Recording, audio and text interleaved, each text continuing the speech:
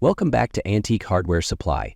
Today, we're diving into one of the most iconic materials in home hardware, polished brass. Whether it's on doorknobs, hinges, or lighting, polished brass brings warmth and a classic sense of style to any room. So what makes polished brass stand out? Brass is an alloy of copper and zinc, prized for its rich golden tone. When polished, it has a mirror-like shine that catches the light and instantly elevates a space. It's been used in homes for centuries, especially in traditional and vintage interiors, but its bold presence also fits beautifully in modern settings. One thing to know, polished brass is a living finish.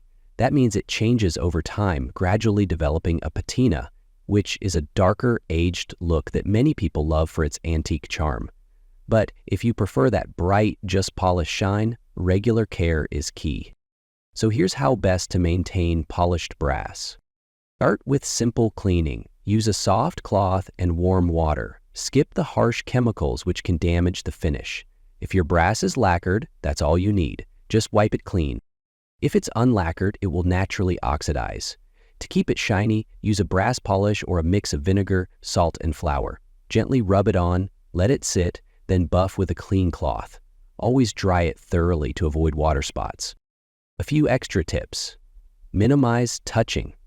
Natural oils from your hands can speed up tarnishing. For high-use pieces like doorknobs, a quick buff with a microfiber cloth helps preserve the shine. One of the biggest benefits of brass is its durability and longevity. With the right care, polished brass can stay beautiful for decades. It resists corrosion too, making it great for bathrooms and kitchens. So, whether you love the rich character of patina or the gleam of a fresh polish, polished brass brings both beauty and lasting value to your home.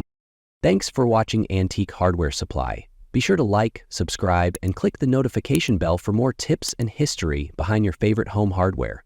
And don't forget to check the description for links to the products featured in today's video. We'll see you next time.